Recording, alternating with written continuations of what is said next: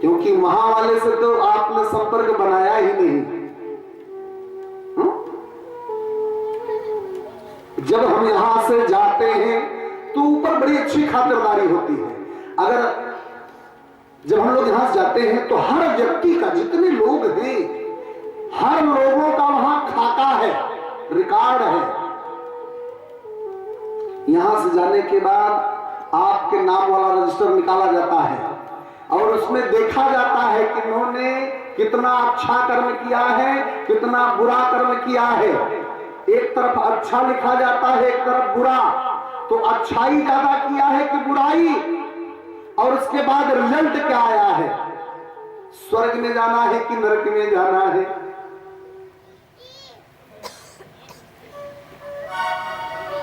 सब लोग थोड़ा ध्यान से सुनिए, जरा सा मामला गंभीर है। हमारे कर्मों का सारा लेखा जोखा उस रजिस्टर में है कि हमको स्वर्ग में जाना है कि नरक में जाना है। उसमें यह भी लिखा जाता है कि गए तो सत्संग करने थे, लेकिन मन इनका सत्संग में नहीं था। सती यही ने गलती करी थी। भोले बाबा भगवान की कथा सुना रही और इनका मन है अपने मायके, कि हमारे मायके में यज्ञ हो रहा है, हम यहां बैठ कथा सुनेंगे, हम मायके जाएंगे। भोले बाबा कहे, पगली तू कथा सुन रही है, कथा में मन लगा। कहे नाथ इतना विमान जा रहा है तो हम जाएंगे अपने मायके। बाबा बहुत समझाए कि मत जाओ, जहां अपना अपमान हो, अपने गुरु का अपमान हो, अपने धर्म का अपमान हो, चाहे वो अपने पिता का घर ही हो, कभी मत जाओ। जहां अपने पिता का, अपने गुरु का, अपने धर्म का अपमान हो, वहां कभी नहीं जाना चाहिए। सती ने कहा कि हम जाएंगे। मायके जाने के लिए माता जी लोग अब ज्यादा चर्चा आगे नहीं कर लेंगे, नहीं तो माई लोग सोचेंगे महाराज जी औरतों से बहुत चिढ़ते हैं। नहीं माता जी, आप लोग तो सदधर्म की संरक्षणी हो। सती को प्रायश्चित करना पड़ा भैया।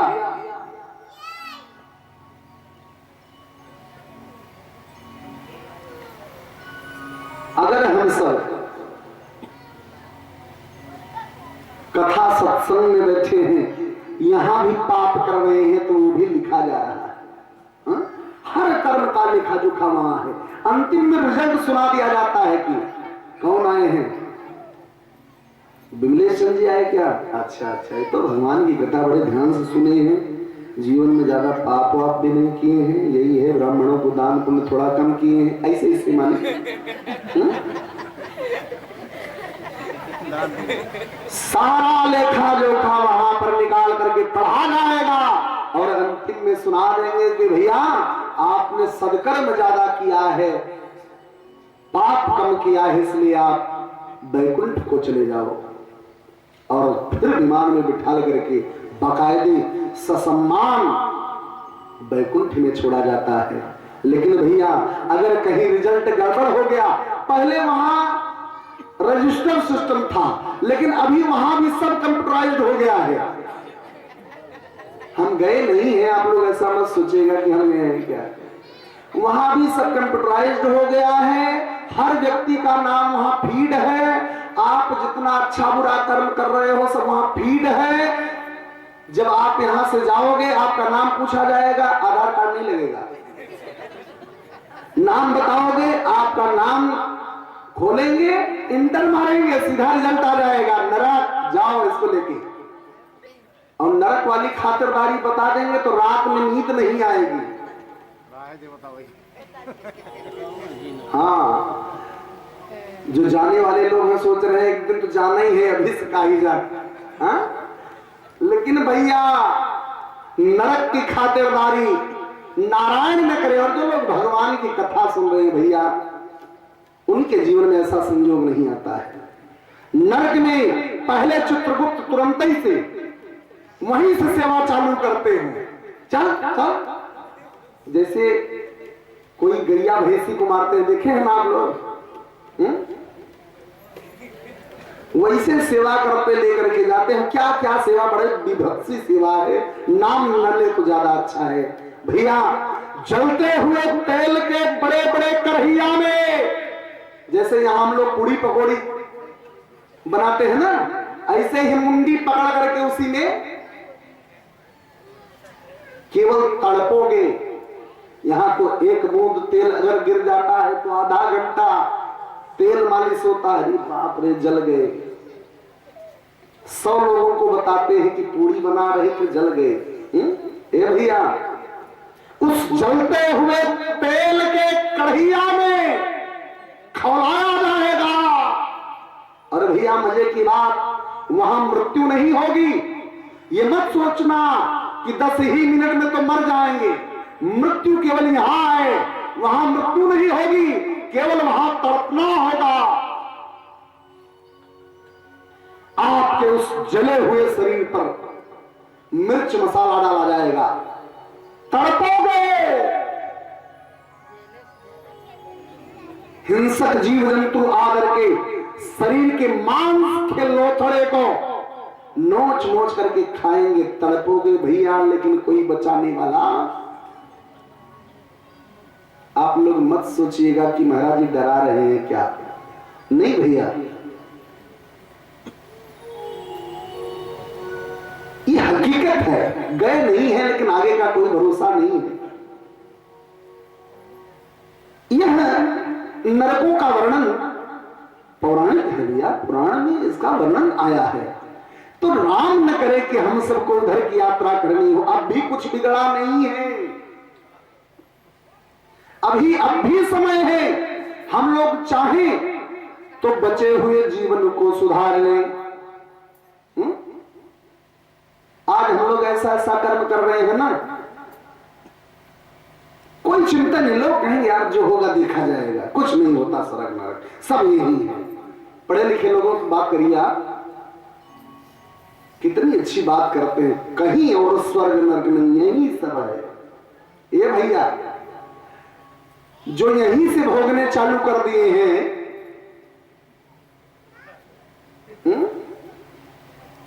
जहां हम पहुंचना चाह रहे हैं आप लोग पहुंचे।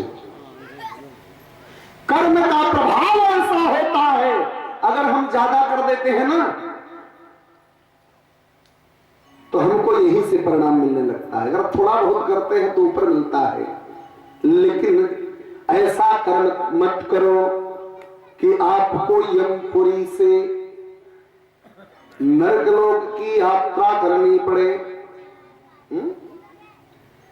हरे मत बांधो गठरिया, अपयस की मत बांधो गठरिया, अपयस की मत बांधो गठरिया, अपयस की मत बांधो गठरिया, अपयस की मत बांधो गठरिया, अपयस की मत बांधो गठरिया, अपयस की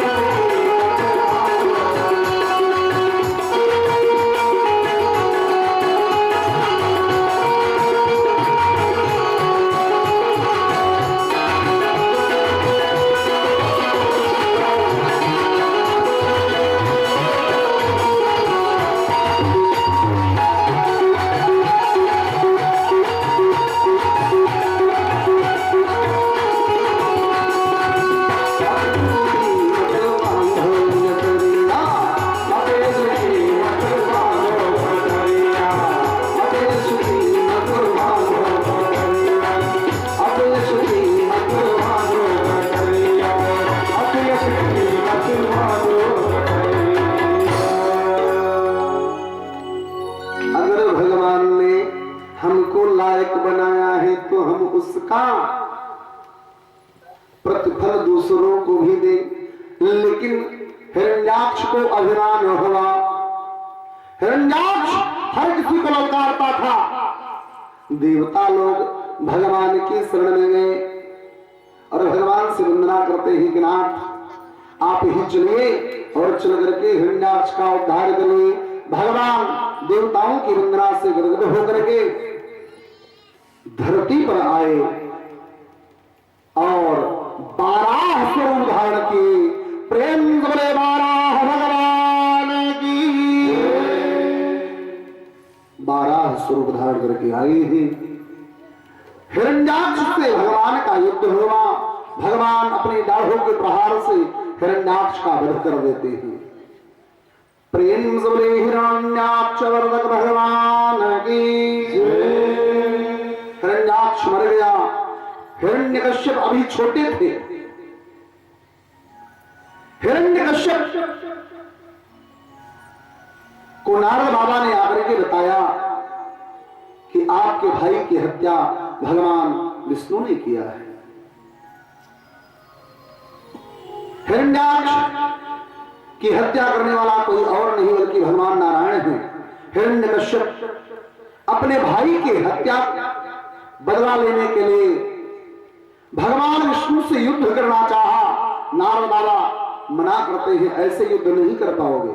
अगर युद्ध ही करना है तो पहले शक्ति अर्जित करो, तब भगवान विष्णु से युद्ध कर पाओगे। हिरण्यकश्यप ने मन में योजना बनाई कि अब हम तप करके वरदान प्राप्त करेंगे और तब भगवान नारायण से युद्ध करेंगे। हिरण्यकश्यप तप किया और तप से ब्रह्मा जी प्रसन्न हुए। प्रसन्न होकर के हिरण्यकश्यप ने वरदान मांगा कि महाराज मुझको अमरता का वरदान दे दीजिए। ब्रह्मा जी कहे मेरे बस की बात नहीं है, मैं अमर नहीं कर सकता, क्योंकि इस दुनिया में जो पैदा हुआ है उसको मरना है। हर किसी को मरना है, कोई ऐसा नहीं है कि जो मरेगा नहीं। तो तुमको भी मरना पड़ेगा और कुछ मांग लो। हिरण्यकश्यप ने कहा महाराज मुझको वरदान दीजिए कि आज से मेरी मृत्यु न दिन में हो न रात्रि में। ब्रह्मा जी बोले तथास्तु। मेरी मृत्यु न घर में हो न बाहर, तथास्तु। मेरी मृत्यु न जमीन पर हो न आसमान में, तथास्तु।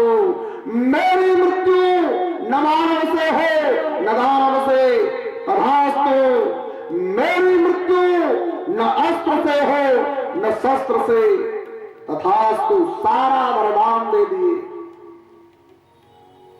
हिरण्यकश्यप ने कहा महाराज एक वरदान और दीजिए कि 12 महीने होते हैं ना, इन 12 महीने में भी मेरी मृत्यु न हो। ब्रह्मा जी 1 मिनट विचार किए और विचार करने के बाद वो भी वरदान दे दिए। चलो फिर एक स्पेशल महीना बनाएंगे। एक स्पेशल महीना भी होता है 13वां महीना, जिसको हम लोग कहते हैं पुरुषोत्तम मास ना, अधिक मास, मल मास, बहुत सारे नाम से लोग। ये स्पेशल महीना है पाप का अंत करने के लिए, पाप मिटाने के लिए। हिरण्यकश्यप को भगवान ने वो भी वरदान दिया। हिरण्यकश्यप समझ नहीं पाया कि अब मैं कितना ताकतवर हो गया। समय बीता कि हिरण्यकश्यप के घर में एक पुत्र पैदा हुआ, जिस पुत्र का नाम हिरण्यकश्यप ने प्रहलाद रखा। प्रहलाद जी महाराज धीरे धीरे बड़े हुए। प्रहलाद का नामकरण संडामर्क जी के गुरुकुल में करा दिया गया। ये संडामर्क जी कौन है? शुक्राचार्य जी के पुत्र, जो मार काट की शिक्षा, नीति की शिक्षा, राजनीति की शिक्षा देने में निपुण थे। तो प्रहलाद जी महाराज गुरुकुल में जाते थे पढ़ने और गुरुजी सब उल्टी सीधी बात बताते थे, विष्णु से द्रोह की शिक्षा सिखाते थे। लेकिन प्रहलाद के मन पर इसका कोई प्रभाव नहीं पड़ता था, क्योंकि जो भगवान के भक्त होते हैं वो दुनिया की बात को अपने भीतर लेते भी नहीं। प्रहलाद, एक दिन की बात, पिताजी ने प्रहलाद को पूछा कि बेटा प्रहलाद, इन दिनों गुरुदेव जी ने आपको क्या पढ़ाया? प्रहलाद सोचे कि अगर गुरु जी वाली बात बता देंगे तो बाबूजी नाराज हो जाएंगे, लेकिन प्रहलाद गुरु जी वाली बात नहीं बताए, अपने मन से बताने लगे कि मेरे गुरुदेव जी ने मुझको पढ़ाया है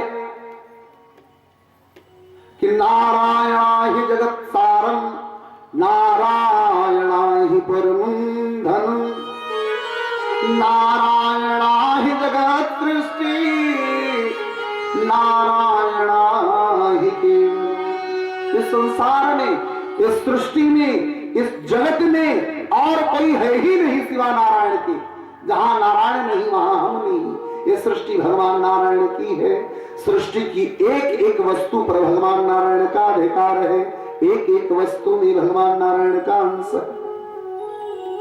हिरण्यकश्यप को क्रोध आया और प्रहलाद को अपनी गोद से नीचे फेंक दिया। इस पुत्र को घर में पाल कर क्या करूंगा जो मेरे शत्रु का नाम मेरे घर के भीतर ले रहा है। प्रहलाद को मारने के लिए आदेश किया कि लेकर के जाओ, इसको ऊंची पहाड़ी से नीचे फेंक दो, ये मर जाए। ऐसे पुत्र को पाल करके क्या करूं? आज प्रहलाद को केवल इसलिए मारा जा रहा है कि प्रहलाद भगवान का नाम ले रहे थे। ये भैया भगवान के भक्तों पर चाहे कितना भी हम चाहे कि कुठाराघात कर दे, कोई फर्क नहीं पड़ता। भगवान आज धरती में आपको आदेश करते हैं कि आप पुष्प सी कोमल बन जाओ।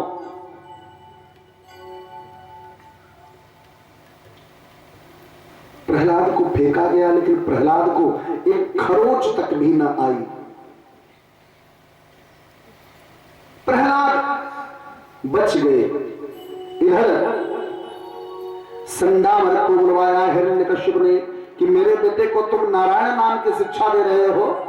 संडामर जी महाराज बोले, प्रभु मैंने कभी नहीं सिखाया इसको, ये अपने आप नारायण का नाम लेता है। लेकिन भैया जो भगवान के भक्त होते हैं, चाहे जितनी यातना दो, वो भगवान का नाम लेना नहीं बंद करते। एक दिन की बात, प्रहलाद जी महाराज गुरुकुल में गुरुदेव जी को कहीं जाना था। बच्चों से बोले कि आप सब लोग अपनी पुस्तक निकाल करके तब तक अभ्यास करो, मैं लौट कर आता हूं। लेकिन बच्चे लोग भी कम शैतान नहीं होते। जरा सा गुरुजी हटे कि बच्चे लोग शरारत करने प्रारंभ कर देते हैं। हाँ? जैसे ही गुरुजी बाहर निकले कि सारे बच्चों ने कहा कि चलो हम लोग खेलते हैं। तो कुछ बच्चे आपस में तैयारी करने लगे खेलने की। प्रहलाद ने कहा भैया मैं खेलूंगा नहीं, मुझको कोई खेल खेलने आता ही नहीं। किसी ने कहा चलो हम लोग कंदुक क्रीड़ा करते हैं, किसी ने कहा चलो कबड्डी खेलते हैं, किसी ने कहा चलो आंख मिचौली खेलते हैं। प्रहलाद बोले भैया हमको ये सब खेल नहीं आता, अगर मेरा वाला खेल खेलो तो मैं खेलने के लिए तैयार हूं। कौन सा खेल? नारायण नाम के संकीर्तन का खेल। अगर खेलना है तो मैं खेलने के लिए तैयार हूं। सारे बच्चे बोलने लगे ये कौन सा खेल है, तुम लोगों को नहीं आता? नहीं। प्रहलाद ने कहा कि चलिए मैं आप सबको सिखा दूं। इतने में कुछ बच्चे डर गए कि अगर कहीं बीच में गुरुजी आ गए तो सबकी पिटाई होगी। प्रहलाद ने कहा कि चिंता मत करिए, सब हम देख लेंगे। सारे बच्चे तो डर हैं, लेकिन दो चार बच्चे तैयार हुए कि चलिए खेला जाए। लेकिन खेल कैसे होगा किसी को नहीं पता। प्रहलाद ने कहा चलिए खड़े होइए, हम सिखाते हैं कि खेल कैसे होगा। खड़े हो जाओ गोलाई में, एक दूसरे का हाथ पकड़ो और पकड़ करके झूमो, नाचो और गाओ। गोपाल गोविंद बोलो हरि गोपाल बोलो गोविंद बोलो हरि गोपाल बोलो गोविंद बोलो हरि गोपाल बोलो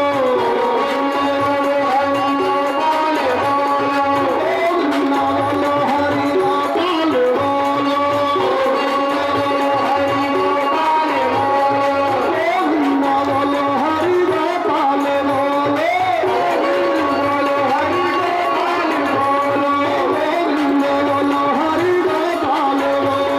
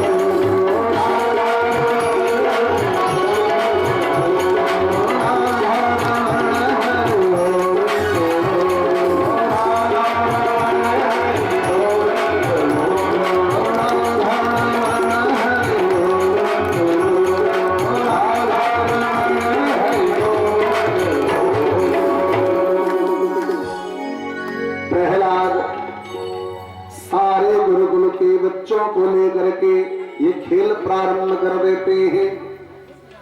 और मजे की बात देखिए, खेल प्रारंभ किया केवल 2-4 बच्चों ने मिलकर के, लेकिन सारे बच्चे डरने लगे कि अगर गुरुजी आ गए तो पिटाई सबकी होगी। इसके लिए सोचते थे कि चले खेल बंद करा दे, हाथ छुड़ा देंगे तो खेल बंद हो जाएगा। लेकिन भैया खेल बंद नहीं हुआ। जितने लोग हाथ छुड़ाने गए वो खुद भी नाचने लगे। क्यों?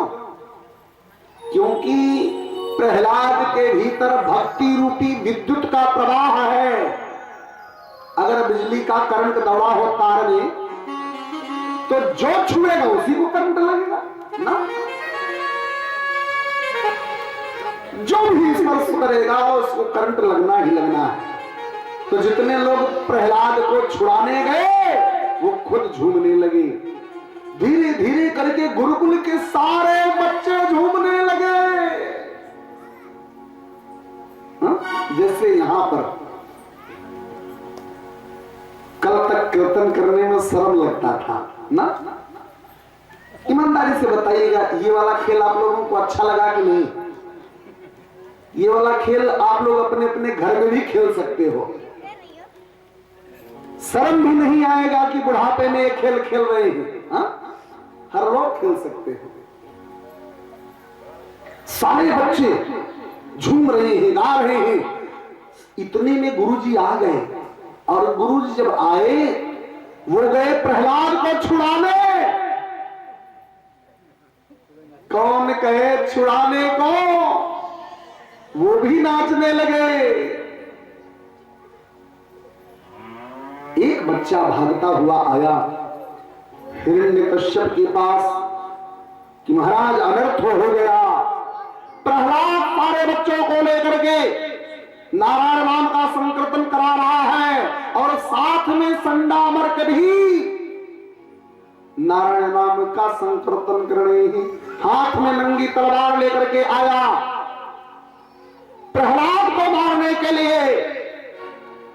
देखा तो सारे बच्चे झूम रहे हैं, गुरुजी भी झूम रहे हैं, प्रहलाद भी झूम रहा है। तलवार बगल में फेंका और जैसे गया प्रहलाद को छुड़ाने, लेकिन वो नहीं नाचा। क्यों? अगर भैया करंट है तो सबको लगना चाहिए, आपको भी हमको।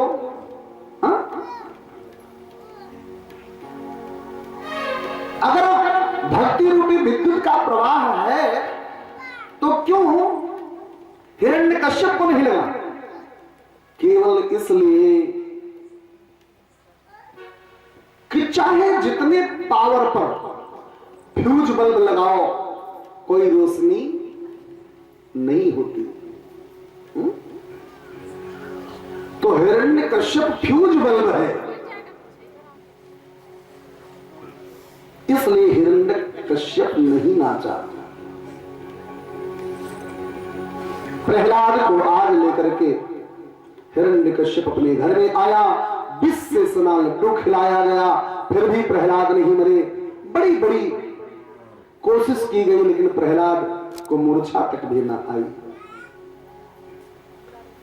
हिरण्यकश्यप की एक बहन थी जिनका नाम था ढूंढा, जिनको हम लोग होलिका के नाम से जानते हैं। उनको वरदान था कि पूर्णिमा के दिन में आपको अग्नि नहीं जला सकती। हिरण्यकश्यप ने अपनी बहन ढूंढा को बुलवाया और कहा कि बहन तो अपनी गोद में प्रहलाद को लेकर के बैठ जा, आग लगाई जाएगी, तू तो जलेगी नहीं, प्रहलाद जल करके खाक हो जाएगा। इधर मेरे ठाकुर देख रहे हैं। ए भैया, जिसकी रक्षा हमारे प्रभु करते हैं उसका दुनिया में कोई बाल बांका नहीं कर सकता। जाको राखे साइया मार सके ना कोई, बाल न बांका कर सके जो जग बैरी हो। चाहे सारा संसार बैरी बन जाए, बाल बांका नहीं कर सकता भैया जिसकी रक्षा चक्रधारी करे।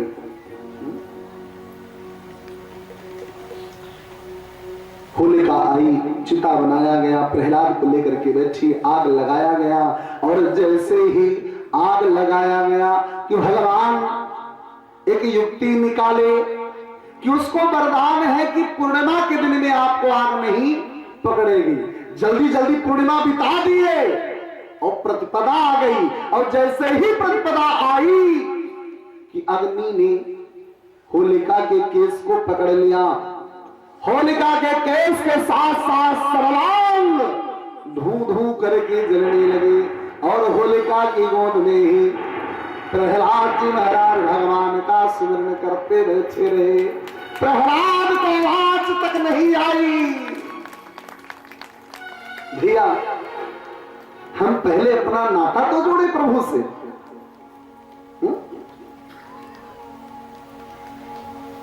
हम लोग दुनिया से नाता जोड़ते हैं। लोग बताते हैं मेरे सैकड़ों यार हैं। अरे किस काम के?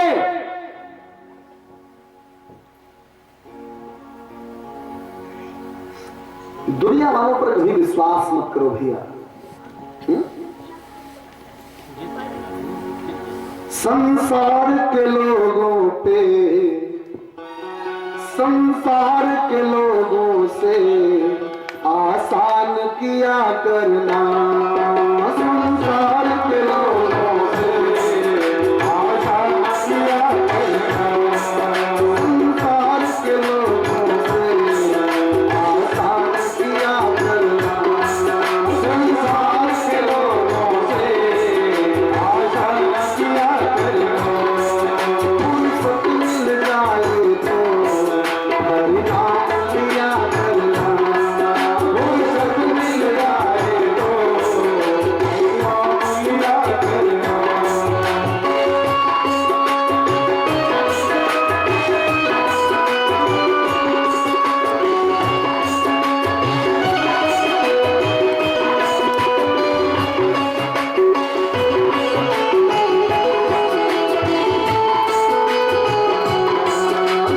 संसार के लोगों से आसान किया करना। संसार के लोगों से आसान किया करना। संसार के लोगों से आसान किया करना। संसार के लोगों से आसान किया करना।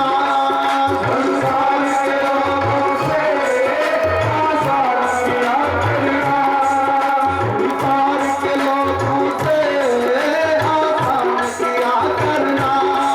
संसार के लोगों से आसान किया करना। फुर्सत मिल जाए तो हरि नाम लिया करना। फुर्सत मिल जाए तो हरि नाम लिया करना। फुर्सत मिल जाए तो हरि नाम लिया करना। फुर्सत मिल जाए तो हरि नाम लिया करना।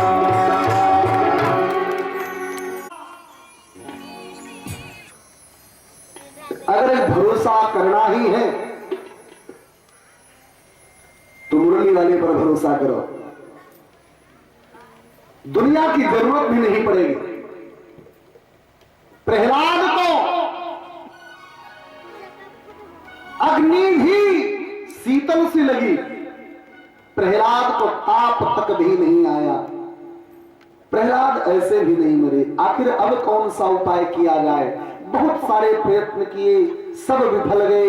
एक दिन की बात, प्रहलाद जी महाराज अपने घर के बारामदे में नारायण नाम के संकीर्तन का खेल खेल रहे हैं। इतने में हिरण्यकश्यप आया और पूछा, कहां है तेरा नारायण? तू किस नारायण का नाम लेता है? आज बोल, याद रख के मुझको दर्शन दे, आज मैं उससे युद्ध करूंगा। प्रहलाद जी महाराज कहने लगे, पिताजी आप प्रश्न उल्टा कर रहे हो। आप ये पूछो कि संसार में कहां मेरे नारायण नहीं है। सृष्टि की कण कण में भगवान व्याप्त है। हम में, तुम में, जल में, थल में, नभ में, सर्वत्र मेरे प्रभु हैं। हिरण्यकश्यप ने कहा सर्वत्र प्रभु है, तो क्या इस खंड में भी है?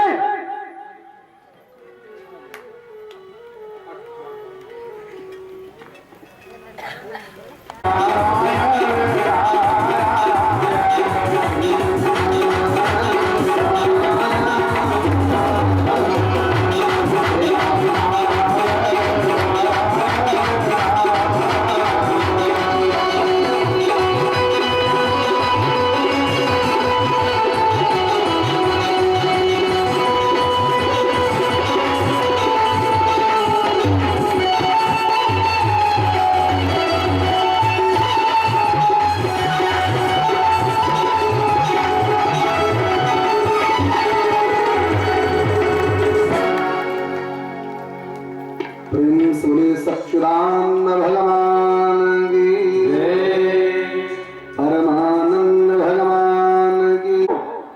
इस खंड में भी है तो बोल अपने प्रभु को कि आज खंड से बाहर निकले, चेक करके बैठे हैं, आज हमसे युद्ध करेंगे। प्रहलाद जी महाराज कह तो दिए, इधर हिरण्यकश्यप गया तलवार लाने के लिए। प्रहलाद को चिंता हुई कि अगर आज मेरे प्रभु इस खंड से अपना दर्शन नहीं दिए तो लोगों का विश्वास उठ जाएगा कि दुनिया में कण कण में भगवान है। प्रहलाद भगवान हरि की शरण में गए कि आज मेरे पिताजी को इस खंड में अपने स्वरूप का दर्शन दीजिए। हरि शरणं हरि शरणं हरि शरणं हरि शरणं।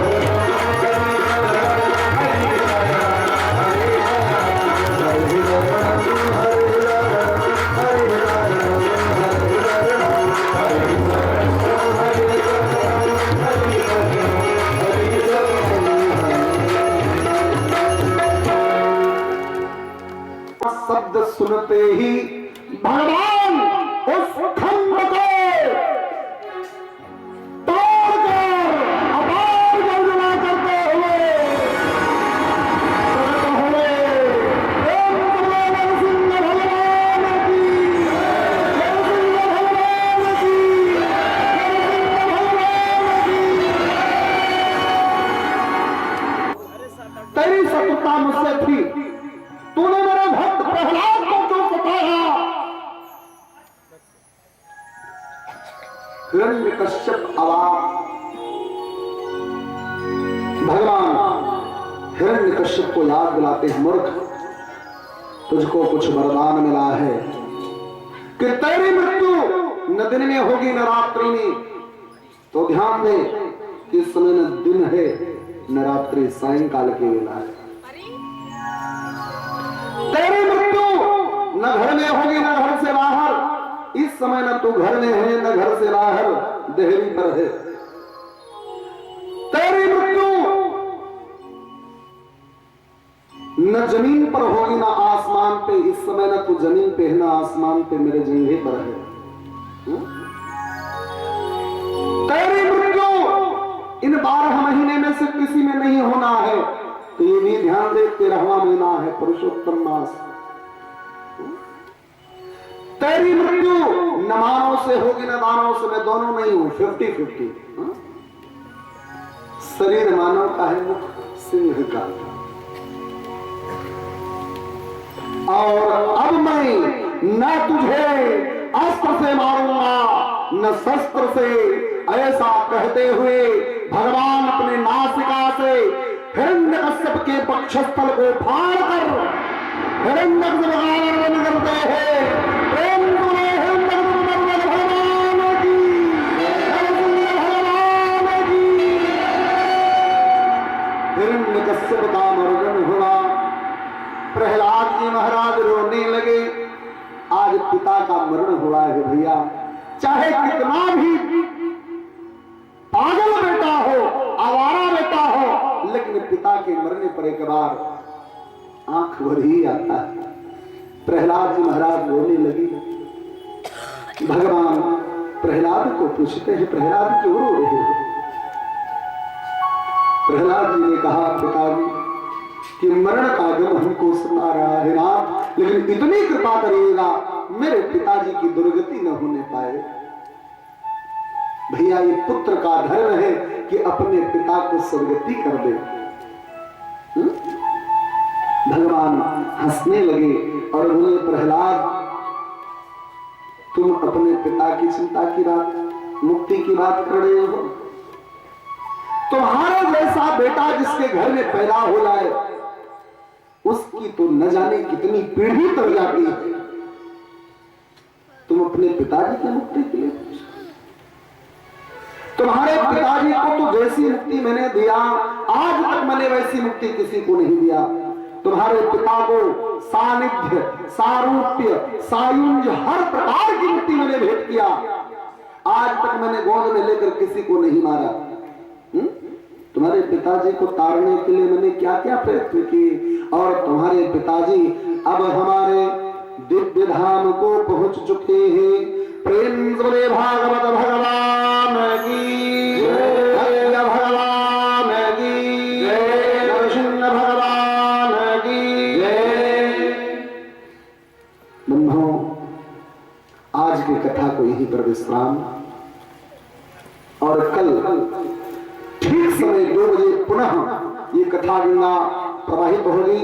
एक बात की विशेष सूचना, कल कथा में भगवान का जन्मोत्सव और नंदोत्सव बड़े धूमधाम के साथ यहाँ मनाया जाएगा। मैं सबको आग्रह करूं, निवेदन करूं कि कल भगवान के जन्मोत्सव में अवश्य सम्मिलित हो। भगवान के उत्सव में सम्मिलित होकर के स्वयं को आनंदित करें। अब सभी भक्तगण अपने अपने स्थान पर